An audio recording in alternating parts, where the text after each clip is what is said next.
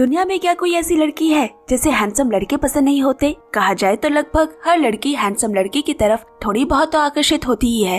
लेकिन आज की कहानी के मुख्य किरदार साहको जो सबसे अलग थी, क्योंकि उसे हैंडसम लड़के बिल्कुल भी नहीं पसंद थे। उसका मानना था कि हैंडसम लड़के मतलब झंझट भी उसी लेवल का होता है। लेकिन गलती से उसकी जिंदगी में अचानक शहर का सबसे हैंडसम पॉप आइडल आ जाता है, जिसकी खूबसूरती पर पूरे शहर की लड़कियां दीवानी थी। अब सवाल ये है कि क्या वो लड़का साहको की पसंद का इंसान बन पाएगा या फिर उल्टा साहको ही एक दिन उसके प्यार में डूब जाएगी। तो कहानी की शुरुआत हुई साहको से, जो अपने दोस्त के साथ प्रार्थना करने एक मंदिर आई है। वहाँ दोनों J pop group like legends के बारे में बातें कर रही होती है। उसी समय लाइक लेजेंड्स ग्रुप का एक स्टेज परफॉर्मेंस चल रहा होता है। पूरे जापान में ये ग्रुप बहुत मशहूर था, क्योंकि वो अपनी शानदार डांस और गानों से दर्शकों और श्रोताओं को मंत्रमुग्ध कर देते। साहको के दोस्त इन आइडल्स की बहुत बड़ी फैन थी। खासकर इस ग्रुप के मेन सिंगर कोटा को वो बहुत पसंद करती थी और इसी बारे में ही वो साहको से बात कर रही थी। तभी साहको कहती है,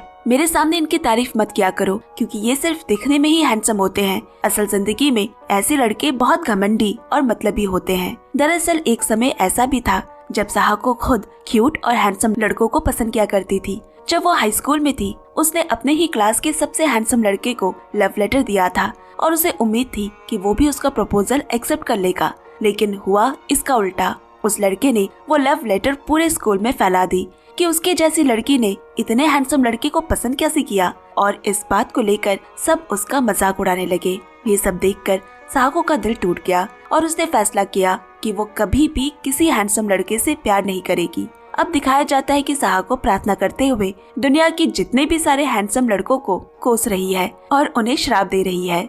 इसके बाद वो अपनी आंटी के रेस्टोरेंट गई, जहां वो अपनी आंटी के साथ काम करती है। टीवी पर उस समय लाइक लेजेंड्स ग्रुप का एक एड चल रहा था, जिसे देखकर साहको को बहुत तेज गुस्सा आ गया। तभी अचानक दुकान में कोटा आता है, जिसे वो अभी अभी टीवी पर देख रही थी। उसे सामने देखकर साहको हैरान से उसे घूरने लगती है, क्योंकि सामने से वो और भी ज्यादा हैंडसम दिख रहा था। लेकिन वो खुद से ही खुद को गाल पर थप्पड़ मारकर मन ही मन खुद को डांटा और बोली कि वो उसकी इस खूबसूरती के जाल में बिल्कुल नहीं फंसेगी। जब वो अपने दोस्त के लिए उससे ऑटोग्राफ लेने गई तो कोटा ने समझा कि वो भी उसकी फैन है, और जब वो उसे फैन समझकर प्यार करता है तो साहको बहुत ज्यादा शर्मिंदा हो गई और साफ साफ कोटा को बता देती है कि वो उसकी फैन नहीं है, ऑटोग्राफ उसने अपने दोस्त के लिए लिया है। कोटा पहली बार अपने किसी हेटर से आमने सामने यूं मिल रहा होता है। वो कहता है, मैं तुम्हारा दिल जीतने की पूरी कोशिश करूंगा, देखना तुम भी एक दिन मेरी फैन बन जाओगी। ये बात कहने के बाद साहको और भी ज्यादा गुस्सा हो जाती है और उसे डांटने लगी। इसके बाद रात में साहको अपने दोस्त को सुबह की सारी बात बताई। पॉप आइडल कोटा का उनके रेस्टोरेंट में आना और उसके लिए एक उसका ऑटोग्राफ लेना। ये सुनकर तो उसकी दोस्त बहुत ही खुश हो गई, लेकिन उसने कोटा के साथ हुई अपनी बहस की बात नहीं बताई। इसके बाद वो अपनी डायरी लिखने बैठती है, जिसमें वो रोज अपने मन की बातें लिखा करती। आज वो लिखती है, मैं कभी भी हैंडसम लड़कों की तरफ आकर्षित नहीं होंगी, क्योंकि मैं पहले जैसी तकलीफ फिर से नहीं झेलना चाहती। अब अगले दिन जब वो रेस्टोरेंट आई तो देखा कोटा वहाँ पहले से ही बैठा हुआ है, और इस बीच वो उसकी आंटी और आंटी की छोटी बेटी के साथ काफी अच्छी दोस्ती कर चुका होता है। असल में कोटा का व्यवहार बहुत ही सभ्य और शालीन था। उसकी हंसमुख आदतें किसी को भी पसंद आ जाती। उसने कल उसे नाराज करने के लिए माफी मांगी, फिर साहको भी उससे माफी मांगता है, क्योंकि उसे समझ आ गया था कि कल उसका गुस्सा वाला व्यवहार भी सही नहीं था। फिर दिखाया गया कि कोटा उसके लिए बहुत सारी सीडीज और किताबी तोहफे में लाया है। वो दिल से चाहता था कि साहको भी बाकी लोगों की तरह उसकी फैन बन जाए, इसीलिए वो उसे अपने कॉन्सर्ट में आने के लिए कहता है और वादा किया कि टिकट की पूरी व्यवस्था वो खुद करेगा। यहाँ तक कि उसने ये भी कहा कि चाहे तो वो अपने दोस्तों और कजन्स को भी साथ ले आ सकती है। साहको को उसकी सारी बातें अच्छी लग रही थी, लेकिन जब उसने ये पूछा कि क्या तुम्हारा कोई बॉयफ्रेंड है तो उसका मन दुखी हो गया। उसने साफ बता दिया कि उसका कोई बॉयफ्रेंड नहीं है और उसने जिंदगी भर सिंगल रहने का फैसला किया है। कोटा समझ गया कि शायद अतीत की किसी घटना ने उसे बहुत ज्यादा चोट पहुंचाई है और बोला, जो पहले हुआ उसके लिए हमें रुकना नहीं चाहिए और हमेशा अपने दिल की सुननी चाहिए। इस तरह वो रोज उनके रेस्टोरेंट आने लगा। कभी गाने लिखते लिखते वही लेट जाता तो कभी उसकी आंटी की बेटी को कहानियां पढ़कर सुनाता। साथ ही रोज बहुत सारे फैंस उसके साथ सेल्फी लेने आते। उसके शांत और अच्छे स्वभाव से धीरे धीरे सहाको का दिल भी नरम होने लगता है। एक दिन वो खाना डिलीवरी करने एक अपार्टमेंट जाती है। दरवाजा खोलते ही देखा कि वो तो कोटा का है। उसी समय वो भी नहाकर बाहर निकला। ऐसी हालत में उसे देख सहाको शर्म से पानी पानी हो गई और इतना घबरा गई कि उसका हाथ से खाना ही नीचे गिर जाता है। अब ऑर्डर किया हुआ खाना खराब हो जाने पर वो खुद किचन में जाकर खाना पकाने लगी, क्योंकि अब रेस्टोरेंट से खाना लाने में बहुत देर हो जाती। तभी किचन में खाना बनाते वक्त कोटा उसके बिल्कुल करीब आकर मजाक में बोला, आज मैं तुम्हें यहाँ से जाने नहीं दूंगा। सहाको को नर्वस होते देख कोटा हंसते हुए कहता है, अरे डरो मत, मैं तो बस मजाक कर रहा था। सहाको कोटा की माँ के साथ उसकी एक तस्वीर देखकर पूछती है, क्या तुम अपनी माँ के साथ रहते हो? कोटा बोला, नहीं, मैं यहाँ अकेला रहता हूँ। उसकी माँ का बहुत पहले ही देहांत हो चुका है। वो उसकी ये सफलता देख नहीं पाई। इसी बात का उसे हमेशा अफसोस रहता है। कोटा की माँ की तस्वीर के पास ही एक और तस्वीर लगी हुई थी, जिसमें कोटा एक लड़की के साथ दिखता है। सहाको को लगा कि शायद वो उसकी गर्लफ्रेंड होगी। हालांकि कोटा की इन पर्सनल बातों में उसे ज्यादा दिलचस्पी नहीं थी। इसके बाद वो उसके लिए खाना बनाकर घर की ओर निकल पड़ी। तभी अचानक रास्ते में उसे फिर वही हैंडसम लड़का दिखता है, जिसे उसने कभी लव लेटर दिया था और जिसके कारण उसे शर्मिंदगी झेलनी पड़ी थी। वो लड़का अपने दोस्तों के साथ उसे देखकर फिर से उसका मजाक उड़ाने लगा, जिससे सहाको के मन में बहुत ठेस पहुंचती है। तभी उसी पल पीछे से कोटा आकर सहाको को गले लगा लेता है और ऐसा दिखाता है जैसे कि वो उसकी गर्लफ्रेंड हो। ये देखकर वहाँ मौजूद सभी का मुंह खुला रह गया। एक मशहूर आइडल सहाको का बॉयफ्रेंड, ये बात किसी को भी यकीन नहीं हो रही थी। इसके बाद कोटा उसे लेकर वहाँ से चला गया। दरअसल सहाको अपना रुमाल वही भूल आई थी। उसे ही लौटाने आया कोटा देखता है कि वो लड़का सहाको का मजाक उड़ा रहा है, इसीलिए उसने ऐसा नाटक किया जिससे उसे शर्मिंदा होने से बचा लिया। अब धीरे धीरे सहाको को कोटा पसंद आने लगा है, क्योंकि उसका व्यवहार और स्वभाव सच में बहुत अच्छा था। घर लौटकर वो कोटा के अलग अलग वीडियोस देखती है। उसने कई छोटी छोटी ड्रामा सीरीज में काम किया था और उन रोमांटिक सीन्स को देखकर वो खुद को उसी जगह कल्पना करने लगती है। असल में अब तक वो कोटा के प्यार में पड़ चुकी थी, लेकिन उसे डर था कि अगर उसने अभी ही प्रपोज कर दिया तो कहीं पहले की तरह फिर से रिजेक्ट ना हो जाए। अपनी डायरी में उसने खुद से ही वादा किया कि जब तक वो पूरी तरह कॉन्फिडेंट नहीं हो जाती तब तक कोटा को यह एहसास नहीं होने देगी कि उसे वो पसंद है।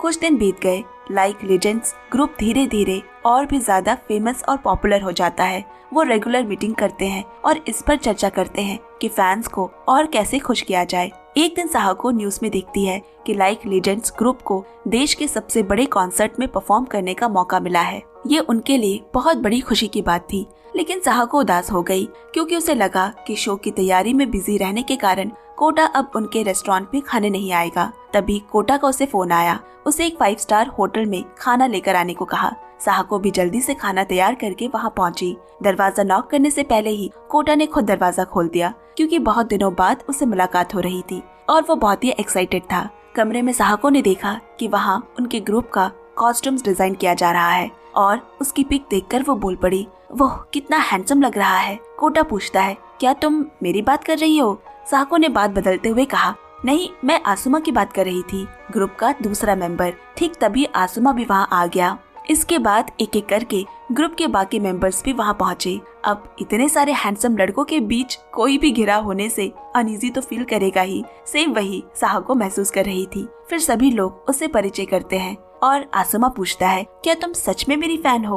ये सुनकर कोटा गुस्सा हो गया और सहाको से कहता है, तुम तो मेरी फैन हो, ये बात इन्हें बता दो। और ऐसे कहते कहते वो उसके बहुत करीब आ गया, जिससे सहाको घबराकर नीचे गिर जाती है। इसके बाद दिखाया जाता है कि कोटा इमिका नाम की एक सेलिब्रिटी के साथ इंटरव्यू कर रहा है, जिसे सहाको दूर से देख रही थी। तभी आसुमा ने आकर उसे उसकी वही डायरी दी जो थोड़ी देर पहले गिर गई थी। आसुमा कहता है, इस डायरी में तुमने लिखा है कि तुम कोटा को पसंद करती हो। अगर सच में ऐसा है तो अपने दिल की बात कह दो। जितना देर करोगी उतनी ही गलती बढ़ेगी। सहाको उससे अपनी डायरी लेकर बोली, तुम लोग जैसे हैंडसम लड़के कभी मेरी भावनाओं को नहीं समझ सकते, इसीलिए मैं अभी प्रपोज नहीं करूंगी। लेकिन आसुमा फिर बोला, अगर तुम अभी भी नहीं बोलोगी तो ऐसा भी हो सकता है कि कोटा किसी और के साथ डेट करने लगे और तब तुम्हें बुरा लगेगा। इसी बीच इमिका वहाँ आ जाती है, जो कोटा की बचपन की दोस्त है। सहाको को लगा कि कोटा और इमिका के बीच कोई रिश्ता है। उधर आसुमा इमिका से सहाको का परिचय उसकी सबसे बड़ी फैन के रूप में कराता है।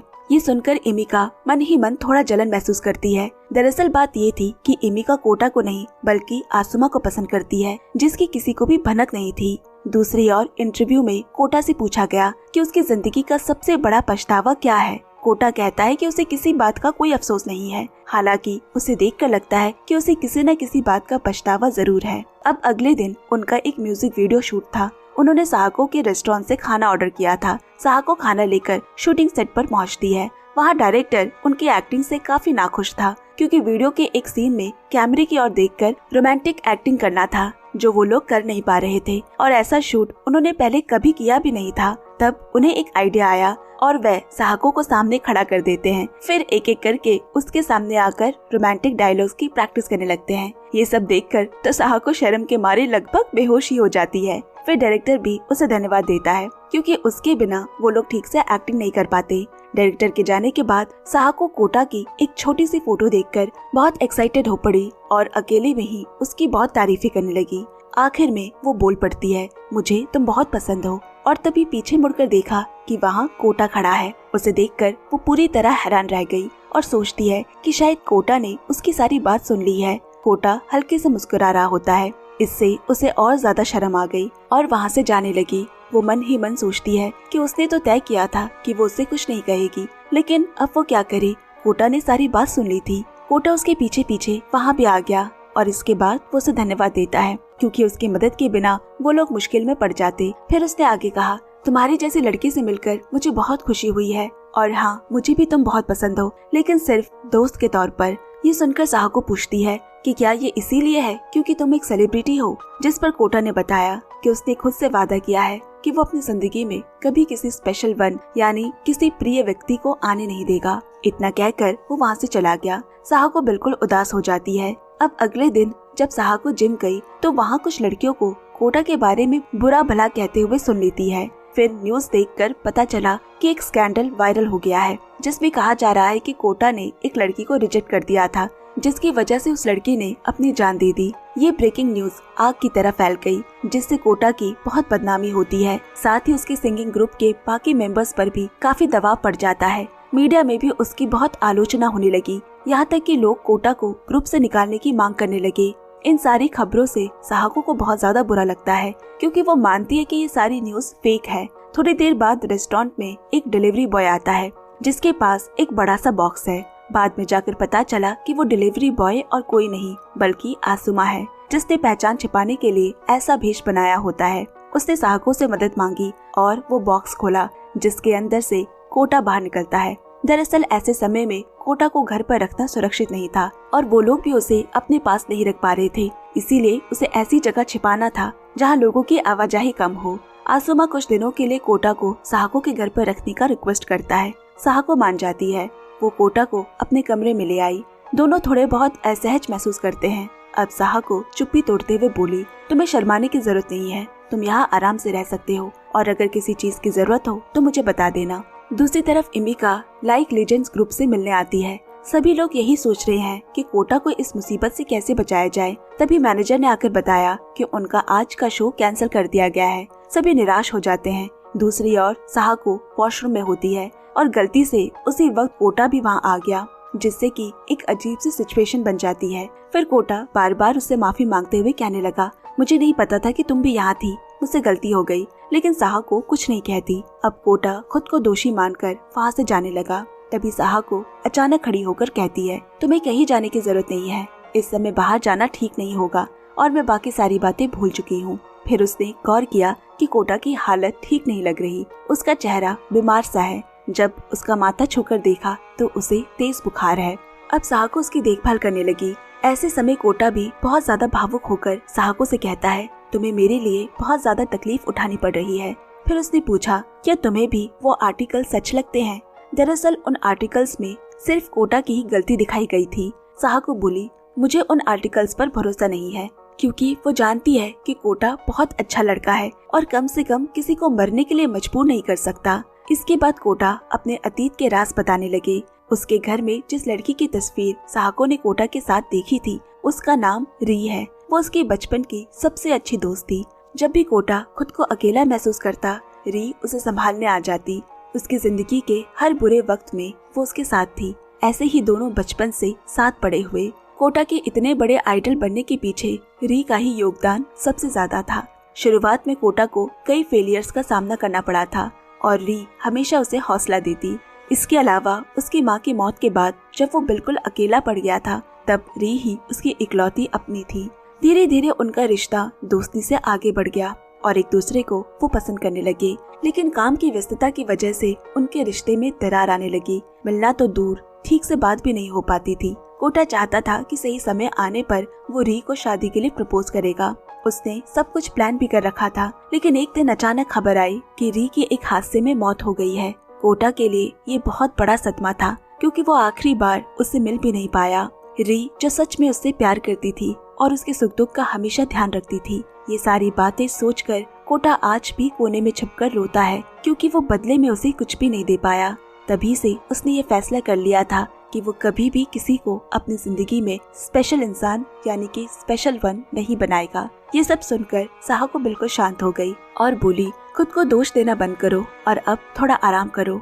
हजारों लोग आपको प्यार करे तब भी इंसान अकेलापन महसूस कर सकता है। और आज ये बात साहको भी समझ गई। उधर दूसरी तरफ दिखाया गया कि जिस कंपनी के जरिए लाइक लेजेंड्स ग्रुप शो करते थे, उस कंपनी ने उनके अकाउंट्स बंद कर दिए हैं, क्योंकि उन पर बहुत ज्यादा हेट कमेंट्स आ रहे थे। लेकिन आसुमा इस फैसले से बिल्कुल खुश नहीं था, क्योंकि वो चाहते थे कि सच सबके सामने क्लियर हो। इस बारे में साहको कोटा को कुछ भी नहीं बताती, क्योंकि ये बात जानकर उसका मन बहुत ज्यादा दुखी हो जाता। इसी तरह 2-3 दिन बीत जाते हैं। साहको की देखभाल से कोटा की तबीयत ठीक होने लगी। वो उसके लिए नाश्ता बनाकर ले आई और बोली, री के साथ तुम्हारा रिश्ता कितना गहरा था ये तो मैं नहीं जानती, लेकिन इतना समझ गई हूँ कि तुम दोनों साथ में बहुत खुश थे, मगर हकीकत से कभी भागा नहीं जा सकता। इसीलिए अब उस हादसे के लिए खुद को दोषी मानना बंद कर दो। ये सब सुनकर कोटा का मन थोड़ा शांत हुआ। इसके बाद सोशल मीडिया चेक करते वक्त उसे पता चलता है कि उसके ग्रुप को बहुत जल्द बैन किया जा सकता है और उसके जितने भी शो थे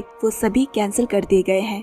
ये देखकर वो बहुत ज्यादा निराश हो गया और फैसला करता है कि वो उस कंपनी से सीधे कांटेक्ट करके सब कुछ ठीक करने की कोशिश करेगा। इसके बाद वो साहको और उसकी आंटी को धन्यवाद देकर वहाँ से विदा लेता है। साहको मन ही मन दुआ करती है कि वो सब कुछ अच्छे से संभाल पाए। दिन इसी तरह बीतने लगे। साहको कोटा के लिए खाना बनाकर भिजवाती रहती थी। एक दिन वो खाने के साथ एक छोटा सा नोट भी भेजती है, जिसमें लिखा होता है, तुम्हारे फैंस तुम्हारे साथ है, तुम बस हिम्मत मत हारना। ये नोट पढ़कर कोटा बहुत खुश हो गया और खुद को काफी मोटिवेटेड महसूस करता है। फिर एक दिन वो लाइक लेजेंड्स ग्रुप को हौसला देने पहुंची। उसने मास्क पहना हुआ था ताकि कोई उसे पहचान न सके। वो जोर से चिल्लाकर बोली, अफवाहों पर ध्यान मत दो, हम फिर से तुम्हारा शो देखना चाहते हैं। वो उनकी तारीफें करती है और उन्हें आगे बढ़ने की हिम्मत देती है। इसके बाद जहाँ जहाँ भी वो जाते, साहको मास्क पहनकर वहाँ पहुँच जाती और दूर से ही उन्हें मोटिवेट करती रहती।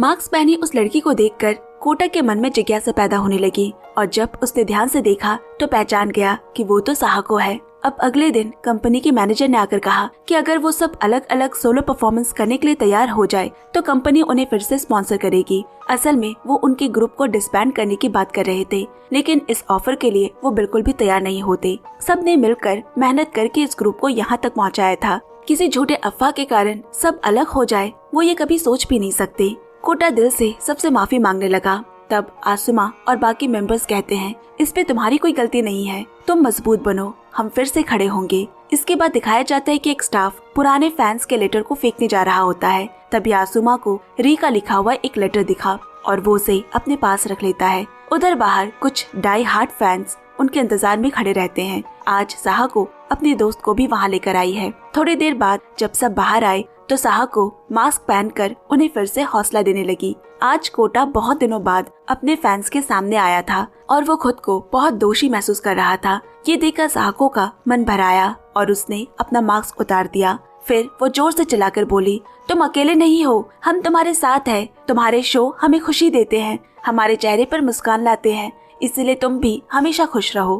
कोटा खुद में अब बहुत ज्यादा मोटिवेटेड महसूस करता है। यहाँ साहको को देखकर बाकी लोग भी उन्हें हौसला देने लगे। अब जब वो सब गाड़ी से कहीं जा रहे होते हैं तब आसुमा वो खत कोटा को देता है। कोटा ने खत खोलकर पढ़ना शुरू किया। री ने लिखा है, शायद तुम बहुत व्यस्त हो इसीलिए हम बहुत दिनों से मिल नहीं पाए, लेकिन मुझे पता है तुम बहुत मेहनत से प्रैक्टिस कर रहे हो। मैं दुआ करूंगी कि तुम जापान के सबसे बड़े आइडल बन सको। अगर जिंदगी में कभी बुरा समय आए तो टूट मत जाना, अपने मन को मजबूत रखकर हालात का सामना करना। हो सकता है हम अभी दूर हो, लेकिन तुम हमेशा मेरे दिल में रहोगे। खत पढ़कर वो बहुत ही भावुक उठा और रोने लगा।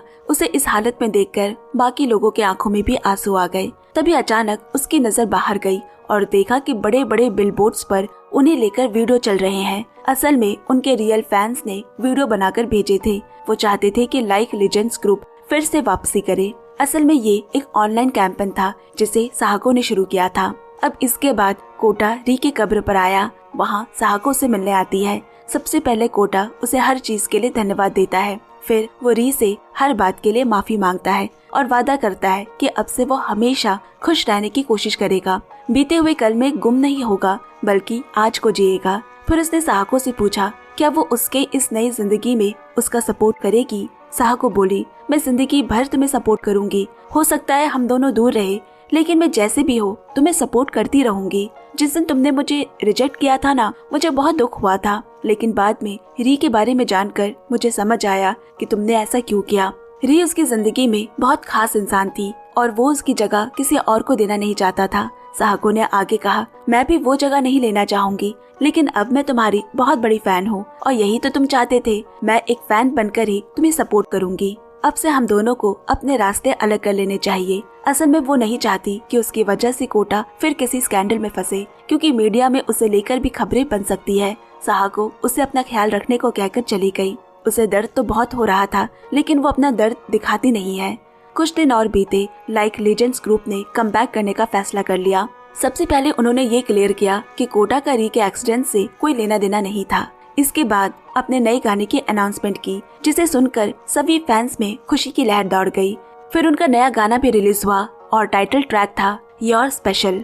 रातों रात गाना वायरल हो जाती है और ट्रेंडिंग पर चल रही है। यहाँ साहको कोटा पर बहुत गर्व महसूस कर रही थी। इसके बाद उसने अपने फोन से कोटा का नंबर डिलीट कर दिया, क्योंकि वो धीरे धीरे उसकी यादों को भूलने की कोशिश करना चाहती है। अब काफी समय बीत गया। एक दिन वो उसी मंदिर में प्रार्थना करने आई, लेकिन आज वो कोटा के लिए प्रार्थना करती है, जबकि कभी इसी जगह खड़े होकर वो उन्हें बद्दुआ देती थी। प्रार्थना करके लौटते समय उसकी आंखों में आंसू थे। वो सोचती है कि मैं कोटा की सबसे बड़ी हेटर से उसकी सबसे बड़ी सपोर्टर बन गई। अगर उसके पास रहकर उसकी स्पेशल वन बन पाती तो और भी अच्छा होता। इतने में कोटा वहाँ आ पहुँचा। वो दौड़कर उसके पास आया और उसे गले लगा लेता है और सॉरी कहा, क्योंकि उसने उसे बहुत ज्यादा दुख पहुँचाया था। वो कहता है, अगर तुम मेरे मुश्किल पलों में मेरे साथ नहीं होती तो मैं इतना बड़ा कमबैक कभी नहीं कर पाता। शायद डिप्रेशन में जाकर कोई गलत फैसला कर बैठता, पर तुम मुझे उस अंधेरे से खींच लाई, मुझे मोटिवेट किया और यहाँ तक पहुँचाया। कोटा अपनी जिंदगी में दूसरी बार वो भूल नहीं करना चाहता और आखिर में उसने अपनी दिल की बात कह डाली। असल में वो भी उससे प्यार करने लगा है। वो पूछता है, क्या मेरी स्पेशल वन बनोगी? ये कहकर उसने उसे किस कर लिया और साहको की हल्की मुस्कान के साथ इस खूबसूरत कहानी का यही अंत हो जाता है। कहानी अगर आपको अच्छी लगी, हमें सपोर्ट करते रहे दोस्तों, और हाँ, हमें हाइप कमेंट्स भी जरूर दें ताकि दूसरों तक भी ये वीडियो पहुंच सके।